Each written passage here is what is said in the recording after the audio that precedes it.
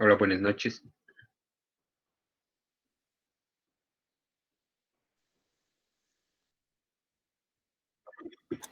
Buenas noches, doctor. Buenas noches, doctor. Buenas noches, doctor. Vamos a compartir la pantalla y vamos a empezar el tema ya.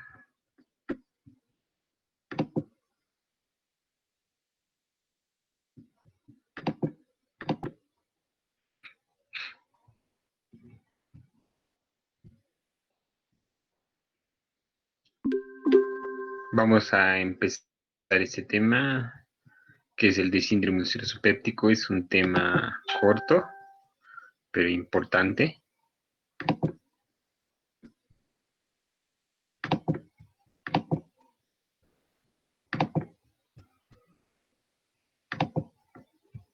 Se puede observar la presentación. Sí, doctor. Sí, acá. Ya, se escucha bien, ¿no? Sí. Sí, doctor.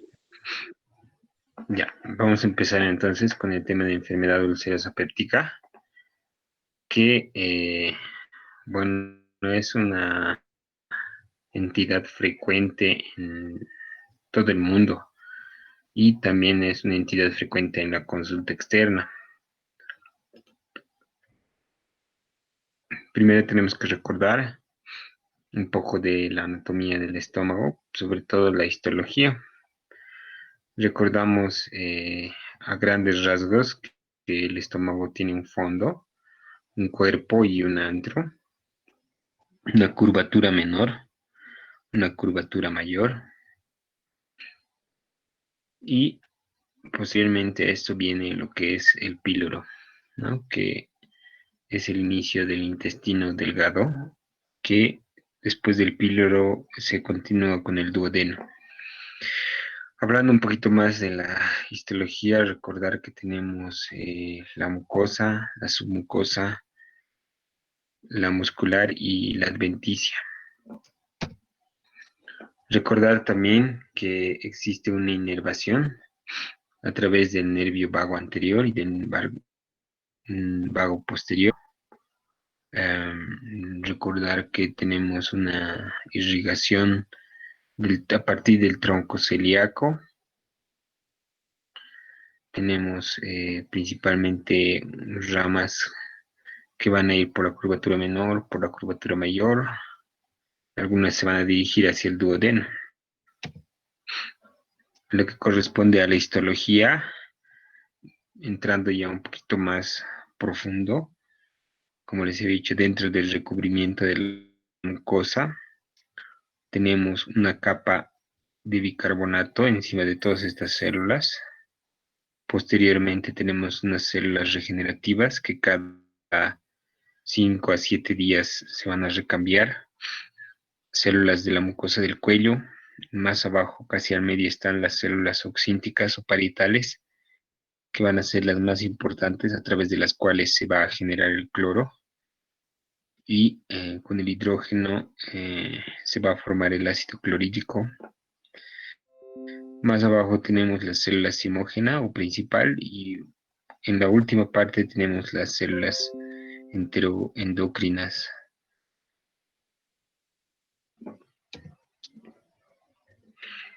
Como sabemos, y es importante y les había mencionado, tenemos una capa de bicarbonato que va a recubrir todas estas células. Y por encima de la capa del bicarbonato recién va a encontrarse el ácido clorhídrico. Ya, eso evita que el ácido clorhídrico pueda dañar de manera directa a las células que se encuentran en el cuello y en la parte de más abajo también. Como pueden ver aquí, el factor intrínseco del pepsinógeno y el ácido se van a secretar hacia el lumen gástrico. Existen factores protectores y factores agresores de la mucosa. Los factores protectores están los preepiteliales, donde está el moco de bicarbonato, fosfolípidos activos de la superficie.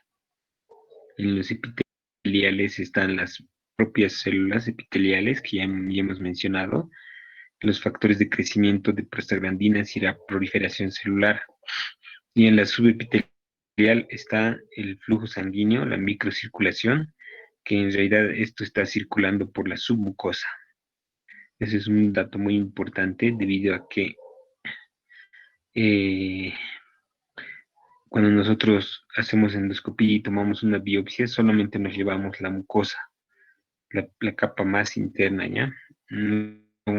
No se llega hasta la submucosa, porque si llegáramos hasta la submucosa podríamos llegar a dañar los vasos y existiría un sangrado permanente,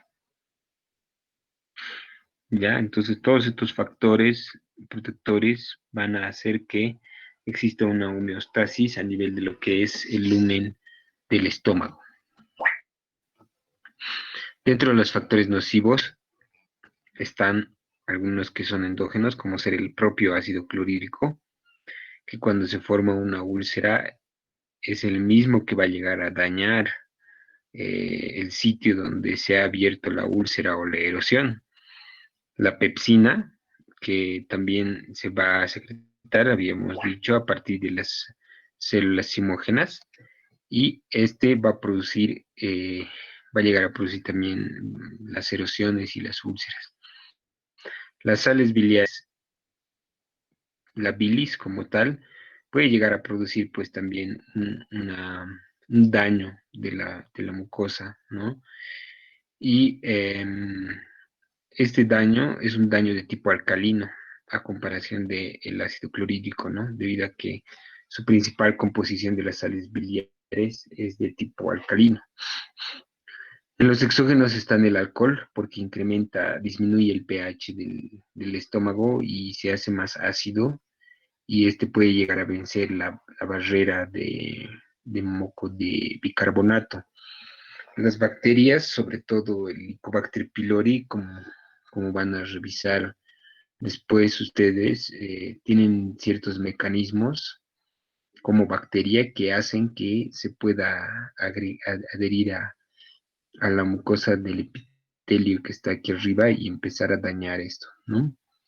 Y los antiinflamatorios no esteroideos y la aspirina son factores que son gastrolesivos,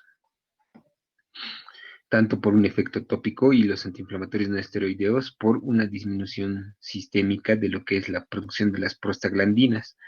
Esto va a producir una vasoconstricción de los vasos que circulan por la submucosa y eso va a disminuir que exista una proliferación celular, un crecimiento epitelial normal a nivel de lo que es las células de la mucosa.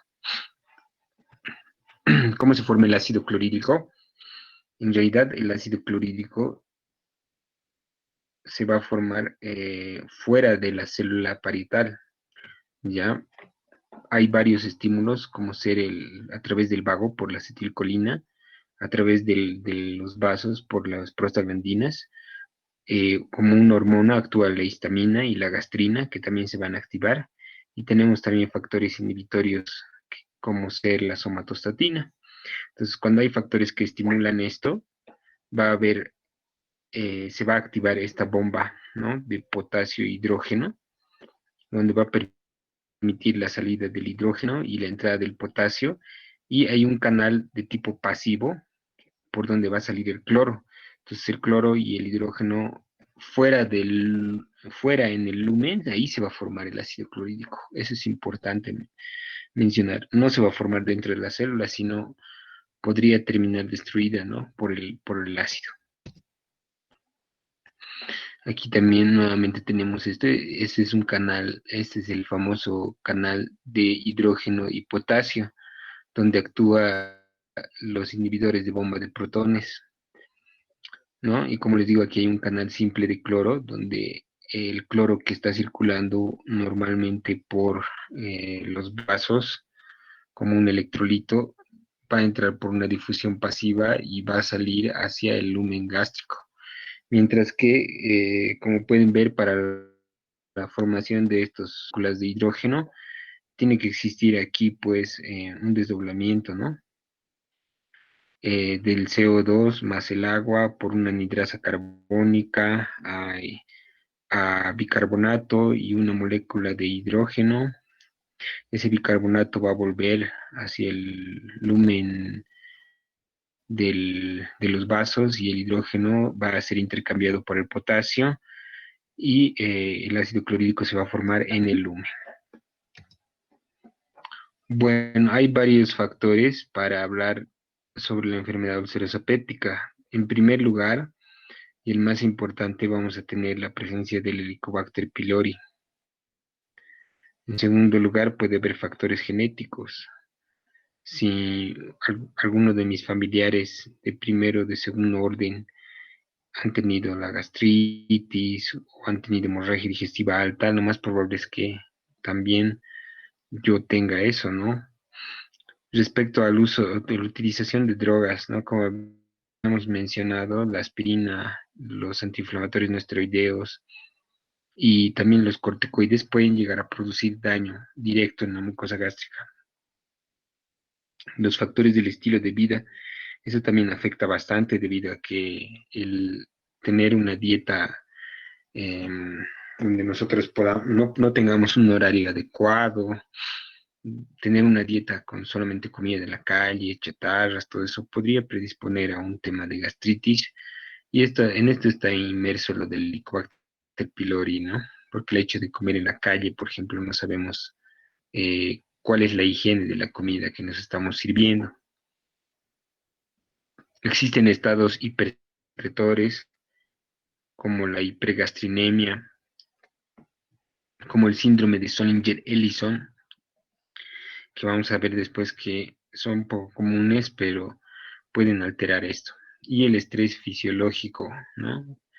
Hoy en día muchas personas se encuentran con esto debido a la pandemia. Entonces, esto, sin tener el Helicobacter pylori, el segundo o tercer factor más importante podría estar en relación a esto, ¿no? Una gastritis producida por el estrés. Y en lo que corresponde al daño de la mucosa gástrica, tenemos que diferenciar ya entre lo que es una erosión, donde solamente hay un daño del epitelio de manera superficial, y eso es a nivel de la mucosa. Tenemos una úlcera aguda, donde puede haber, puede penetrar, ¿no? Esta úlcera se puede llegar a manifestar hasta la submucosa o la muscular, y obviamente este paciente con úlcera va a presentar datos de sangrado activo, ¿no? Y la úlcera crónica, que puede llegar a sobrepasar hasta más allá de la muscular, y es una úlcera que está permanentemente todo el tiempo ahí. Ah, perdón, respecto a las causas de la úlcera duodenal, la úlcera gástrica, esta imagen está muy pequeña. Vamos a agrandar un poquito. Eso. El 90 al 95% de las úlceras en el duodeno están producidas por el Helicobacter pylori, ¿ya? Y el 70 al 80% de las úlceras gástricas están producidas por el Helicobacter pylori. El otro 5%, tanto para las gástricas, para las duodenales, y 25% para las gástricas, están producidos por los antiinflamatorios no esteroideos, ¿ya? ¿Qué factores bacterianos va a utilizar el Helicobacter pylori? La estructura, estas prolongaciones largas que tiene en el extremo distal, las adhesinas, luego tiene las porinas y tiene unas enzimas.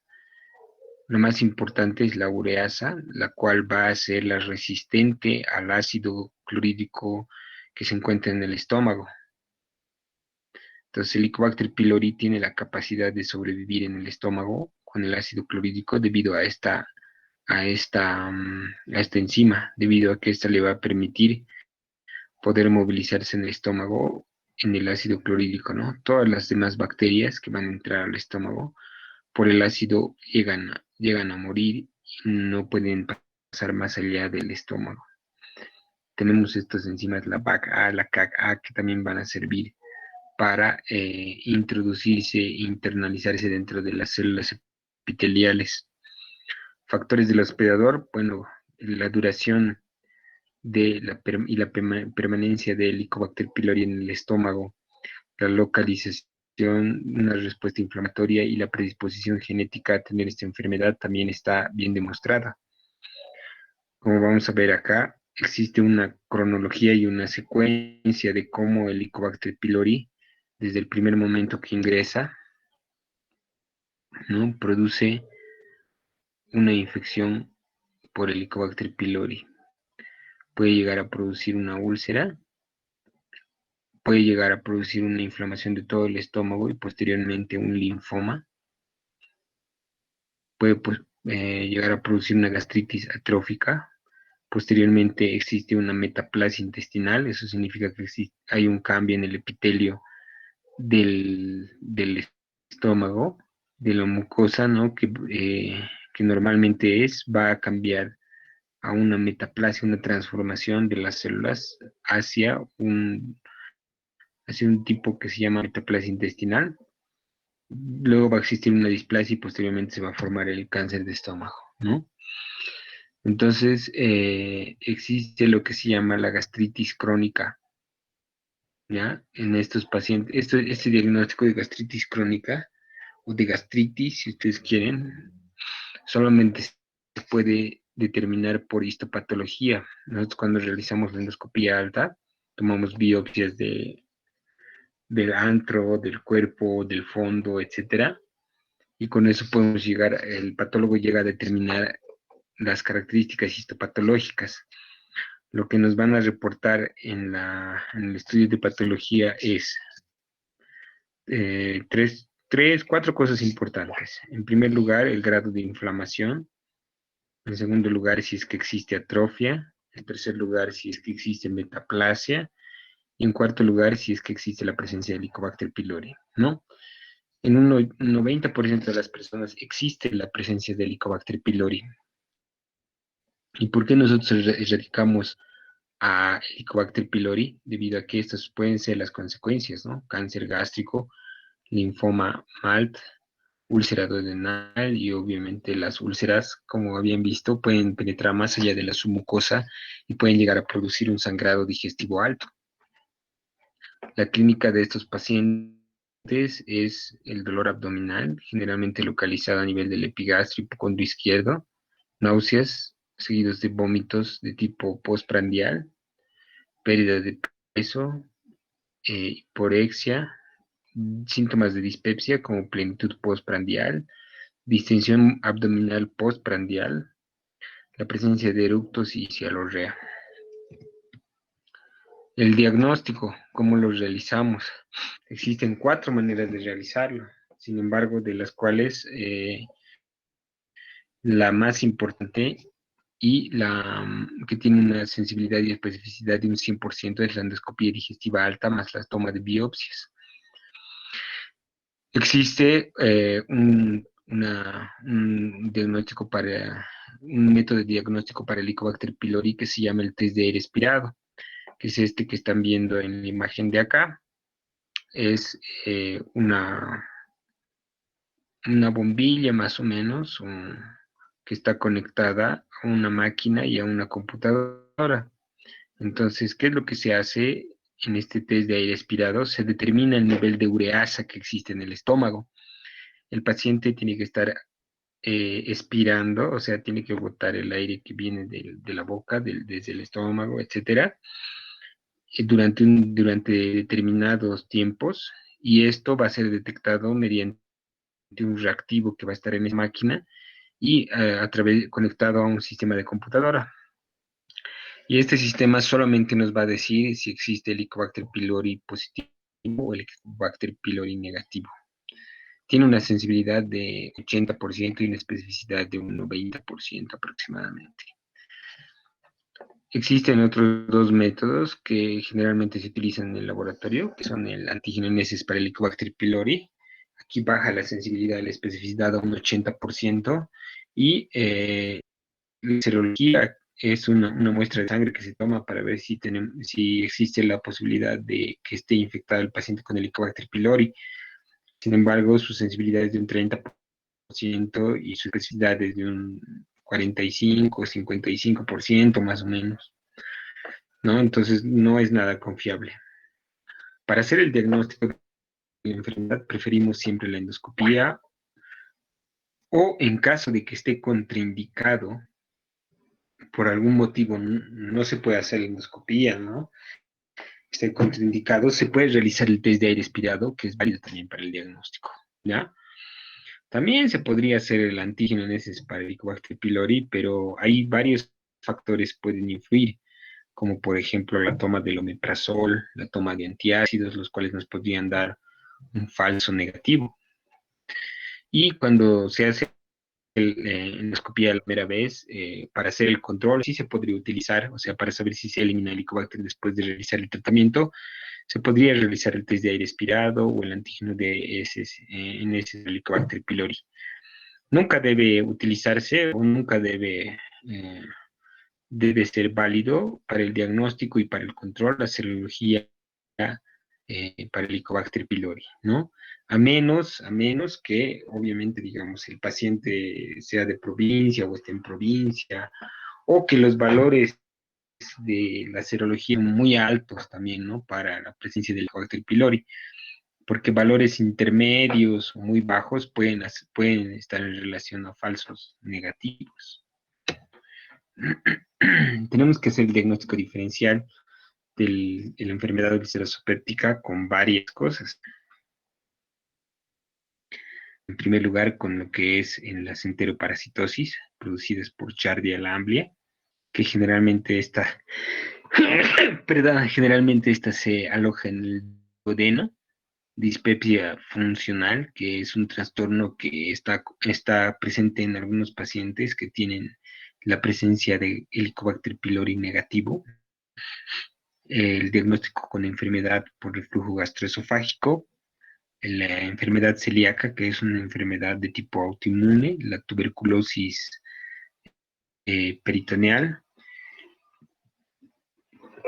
perdón, el síndrome de Zollinger-Ellison y el cáncer del tracto digestivo superior, ya sea de esófago, estómago o de duodeno.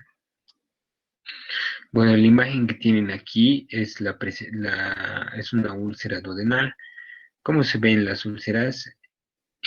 Por endoscopía, lo que pueden ver alrededor es una mucosa rosada y lo que ven en el centro es una imagen circunferencial que tiene bordes eritematosos, o sea, rojos, y un centro de color blanco, ¿ya?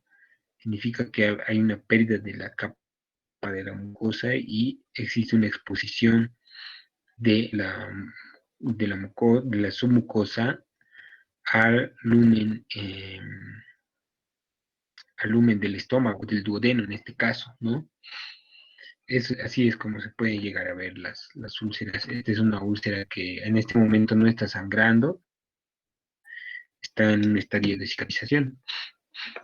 Respecto al tratamiento, inicialmente cuando el paciente viene a la consulta y bueno, se va a solicitar una prueba para el diagnóstico, lo que podría hacerse es utilizarse un antiácido por vía oral 2 veces al día o 3 veces al día. Una vez que se realice la confirmación del diagnóstico, recién se inicia el tratamiento erradicador.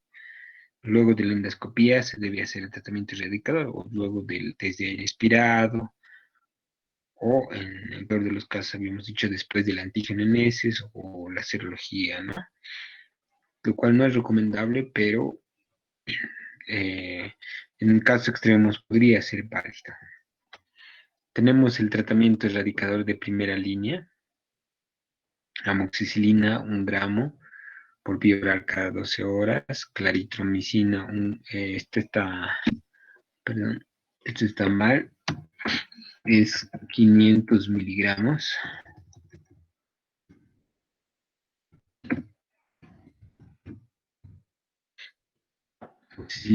Claritromicina 500 miligramos vía oral cada 12 horas. Metronidazol, bueno, el metronidazol, como sabemos, son 2 antibióticos y un inhibidor de bomba de protones, ¿no? Entonces, se puede utilizar la amoxicilina, claritromicina y el inhibidor de bomba de protones por vía oral cada 12 horas. El tratamiento debe ser 10 días y se puede extender a 14 días cuando se ha encontrado una úlcera en el duodeno o una úlcera en el estómago.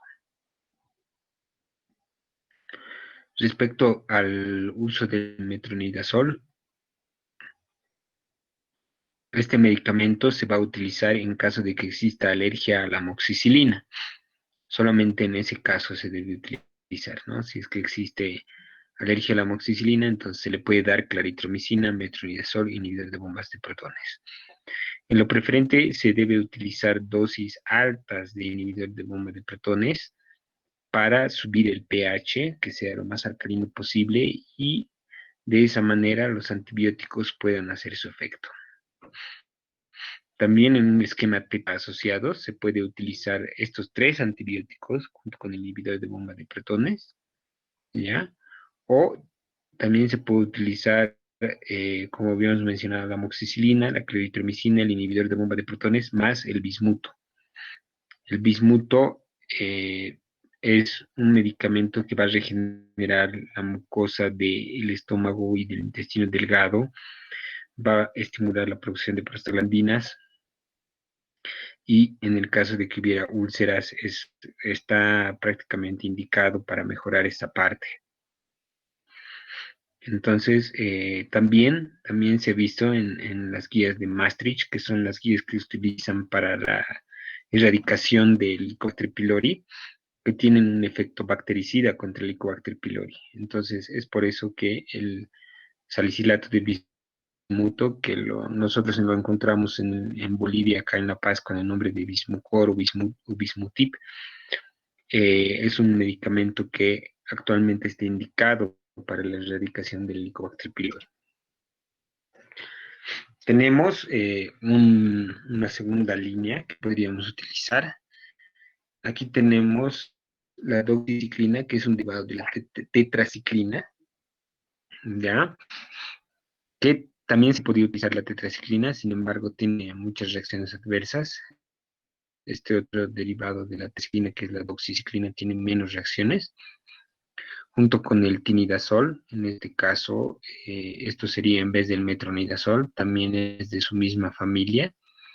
Sin embargo, en la presentación en el mercado, el tinidazol viene de 1 gramo en comprimidos y debería darse una dosis dividida, ¿no? De 500 miligramos cada 12 horas, 2 veces por día. Entonces se parte la tableta de 1 gramo, se da 500 en la mañana y 500 en la noche. La doxiciclina viene en cápsulas, se da 100 miligramos cada 12 horas, igual en la mañana y en la noche.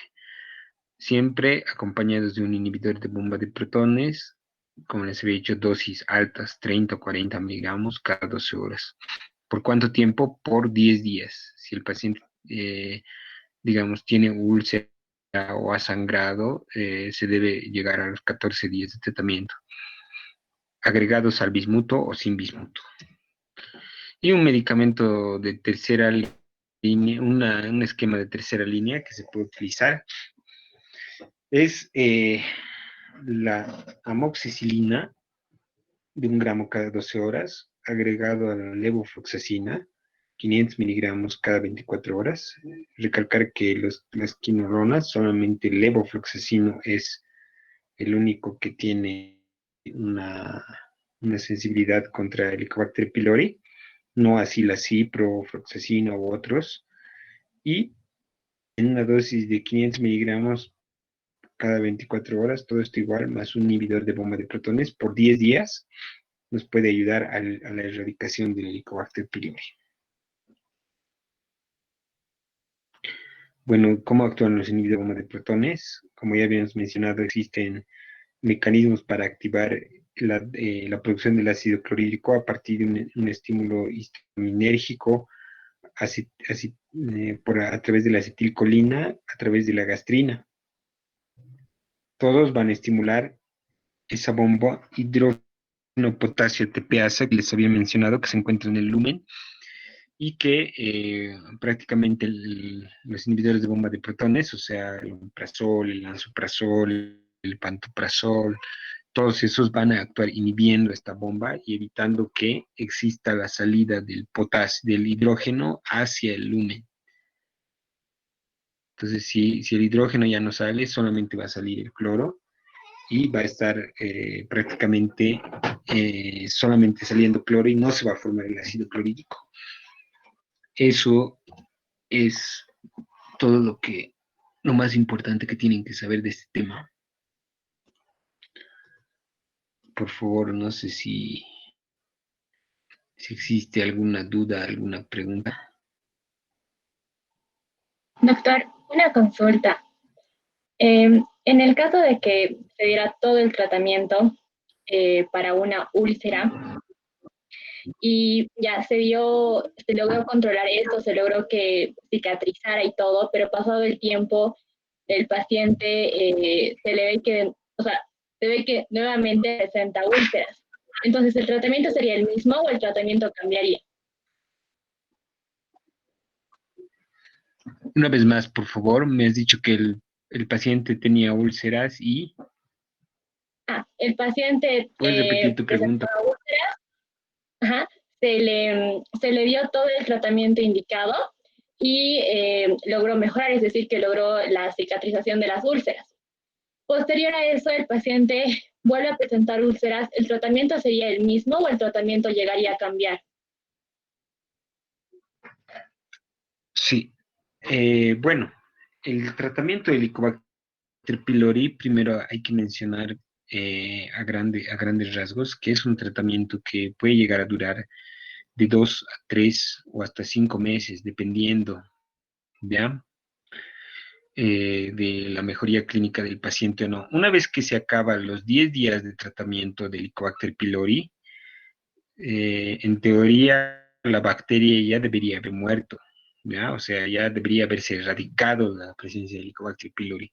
Sin embargo, lo que destaca en esta enfermedad es que después de que el Helicobacter pylori se ha eliminado, todavía queda una gastritis, ¿no? O sea, todavía queda la inflamación gástrica.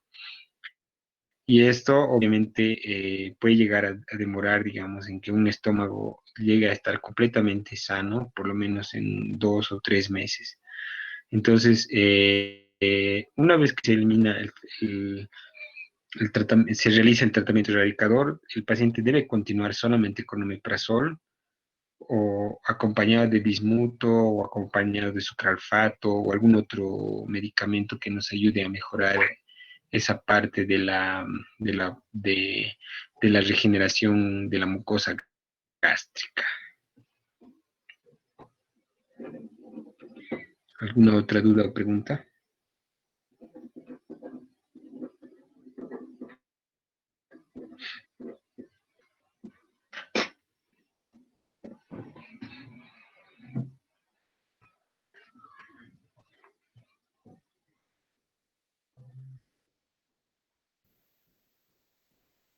Doctor, disculpe, si digamos solo se tomaría en cuenta como el diagnóstico, solo la serología, ¿se daría el mismo tratamiento teniendo en cuenta que la especificidad es baja?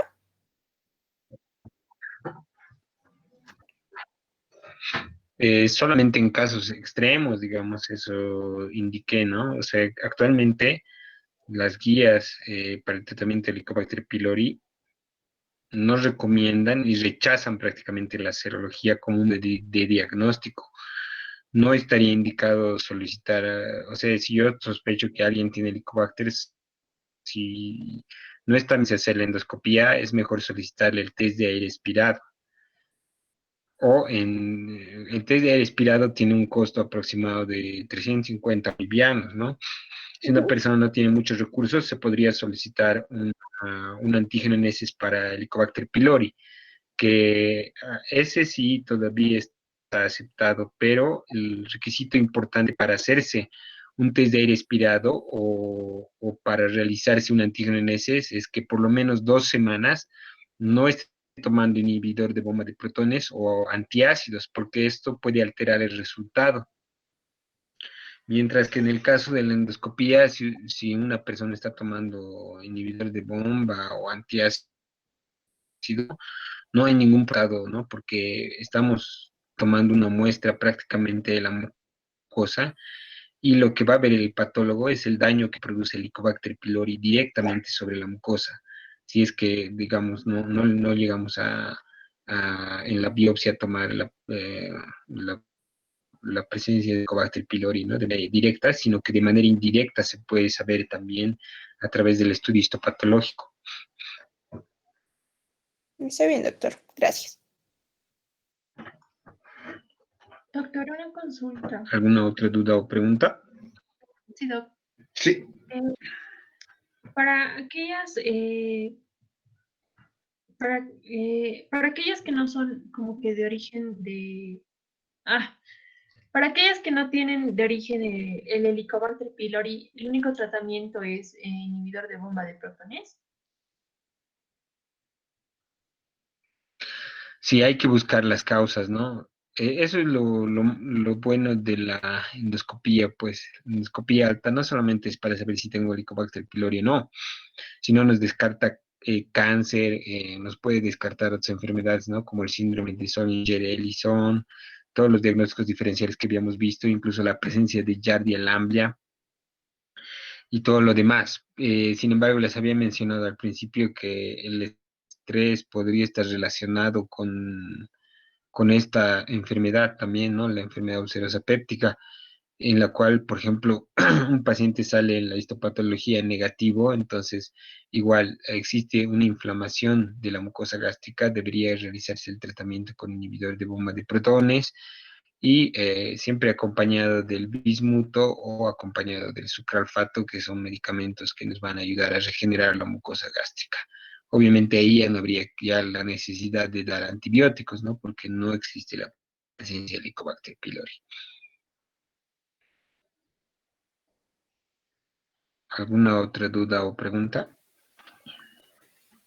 Sí, Doc, ¿cómo está? Buenas noches.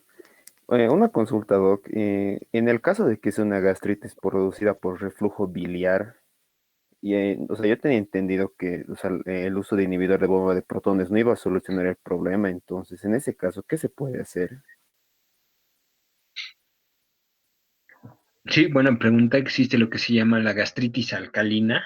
Generalmente esto está dado en pacientes colecistectomizados. Entonces, ¿qué sucede? Como ya no existe el reservorio, que es la vesícula, generalmente estos pacientes, cuando consumen mucha grasa, de manera patológica, normalmente lo que debería suceder, pues, es que la bilis que se va a producir en el hígado baje por los vías biliares directamente hacia el duodeno y esta baje hacia el yeyuno ilion. Sin embargo, algunos pacientes lo que sucede es que llega la bilis al duodeno, a la segunda porción, y existe lo que se llama el reflujo biliar duodenogástrico. Eso se puede ver en la endoscopía también. ¿Cómo se puede ver? A través de, o sea, se ingresa, se pasa el esófago y se llega al estómago y en el estómago se puede ver una cantidad leve o moderada de bilis. Entonces, cuando se observa bilis en la cavidad gástrica, en el estómago, en moderada o severa cantidad, significa que puede existir el daño por las sales biliares que habíamos mencionado, que tienen un pH alcalino. El tratamiento simplemente se realiza con bismuto o con sucralfato. No requiere inhibidores de bomba de protones el paciente. ¿Por qué? Porque yo voy a alcalinizar más el medio y va a continuar el daño, el daño de la mucosa gástrica, ¿no? Entonces lo que tengo que hacer es regenerar esa mucosa para aumentar los factores de protección. En este caso, los factores epiteliales y los posepiteliales, ¿no? Como ser la producción el incremento de las prostaglandinas, el incremento de la unión de las células epiteliales. Eso es importante. Gracias, doctor. ¿Alguna otra duda o pregunta?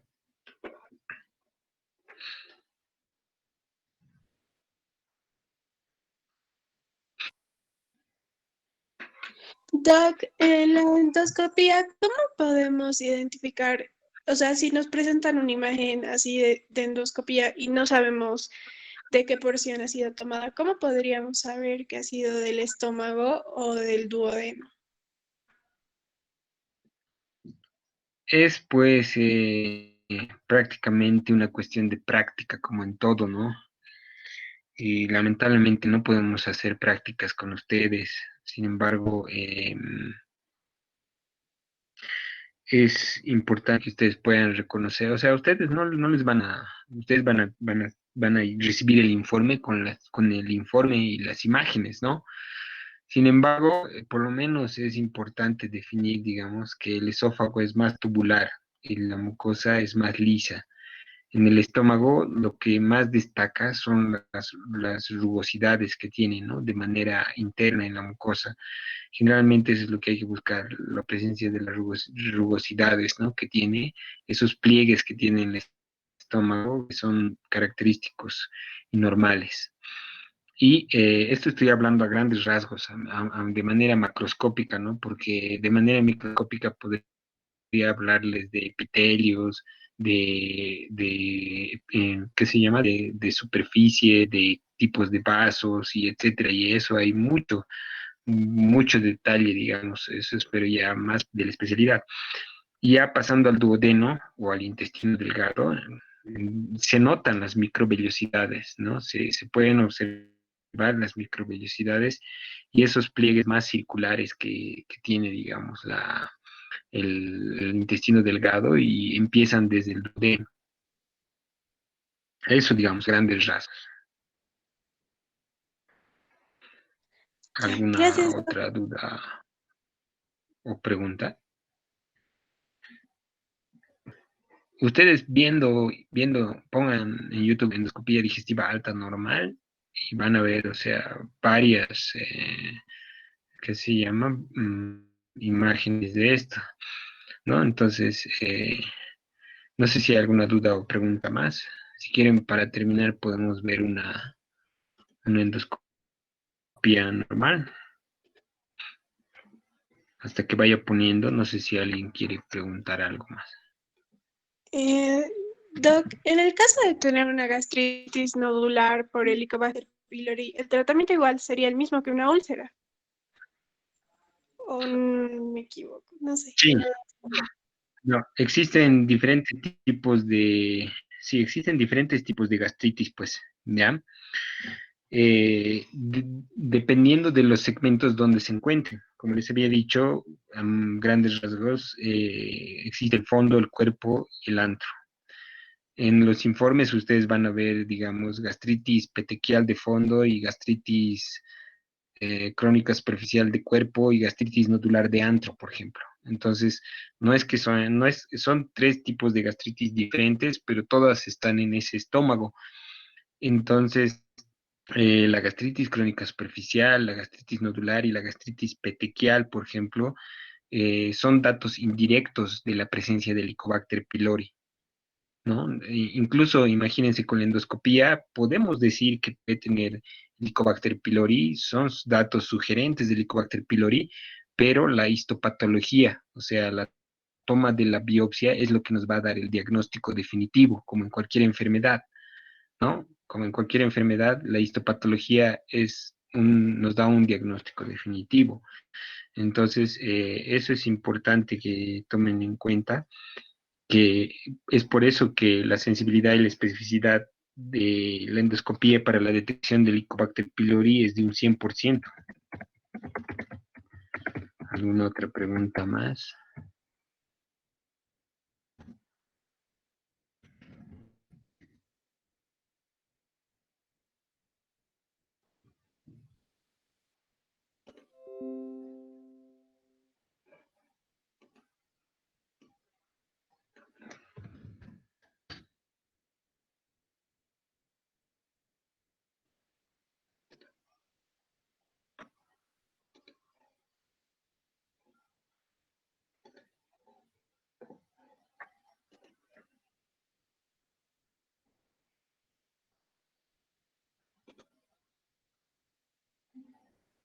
¿Alguna otra duda o pregunta?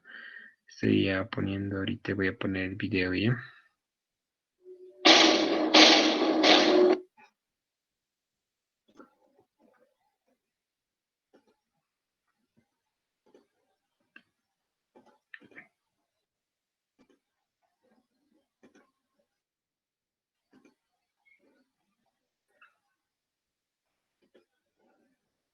Se puede observar el vídeo. Sí, doctor, se ve. Doctor, Entonces, voy a bajar un poco el audio. Endoscopía del aparato superior.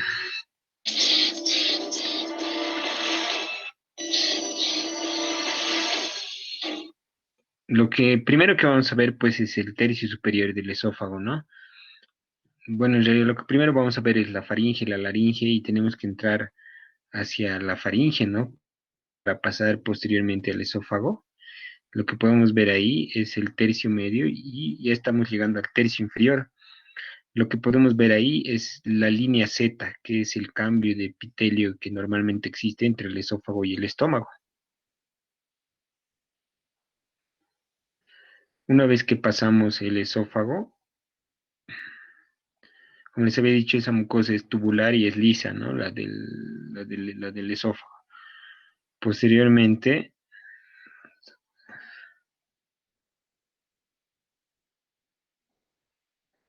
posteriormente vamos a entrar al estómago, ¿no? Y ahí lo que más va a destacar son esas rugosidades que tiene normalmente el estómago. Ahí se puede ver el píloro. Ese es el píloro, ¿ya? O sea, después de revisar toda la mucosa, ¿no? En este momento estamos revisando el antro, estamos en el antro, cerca del píloro, ¿no? Luego se hace una maniobra de retrovisión, se llama, para ver el fondo del estómago. Esa maniobra de retrovisión se da en los endoscopios flexibles y como pueden ver ahí estamos viendo una especie de hernia de hiato, ¿no? Que esa sería la hernia de hiato que se puede diagnosticar por endoscopía. Estamos viendo la mucosa del fondo y del cuerpo en retrovisión. El endoscopio está haciendo como en forma de U más o menos, como un bastón para poder ver esa parte, ¿no? Y entonces las rugosidades o los pliegues gástricos, eso es lo que más destaca en la endoscopía. Obviamente hay que también ver qué contenido tiene, ¿no?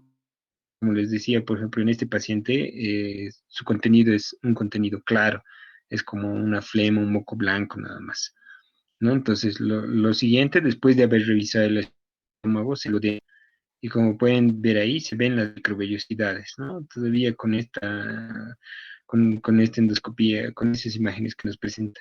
Y esas pliegues que son más circunferenciales, que pertenecen al epitelio del intestino, que eso se va a continuar del duodeno, se va a manifestar, se va a alongar más hasta el ilion, prácticamente, hasta el ilion distal. Y las microvellosidades se van a hacer más altas, eso a nivel de yeyuno y el ilion, ¿no? Con el endoscopio solamente se puede llegar hasta la segunda, hasta la tercera o cuarta porción del duodeno se puede llegar. Y eso es más fácil cuando el paciente está sedado, o sea, cuando el paciente está dormido, está controlado bajo la presencia de un anestesiólogo, ¿no? Entonces, como por ejemplo ahí está echando agua y se va a poder ver un poquito más las microvelocidades, a ver qué tal va este vídeo.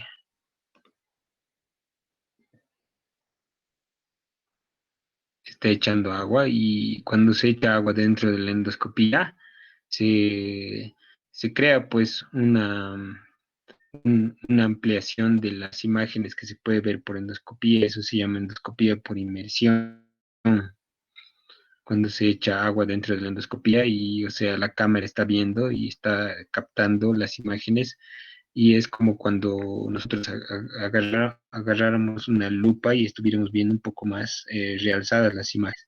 Lo que están viendo ahí es una pinza de biopsia y obviamente esas son las pinzas que utilizamos tanto para tomar biopsias del esófago, del estómago, del intestino.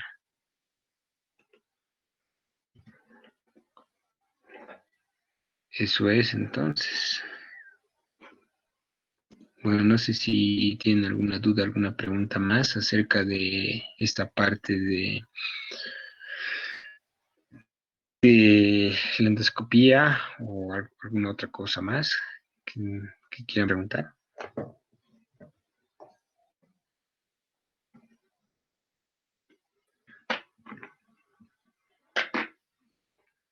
Bueno, pues si no hay nada más, entonces vamos a llamar lista ya. Van a prender sus cámaras, por favor. Adriana Barriga Ariñez. Presente, doc.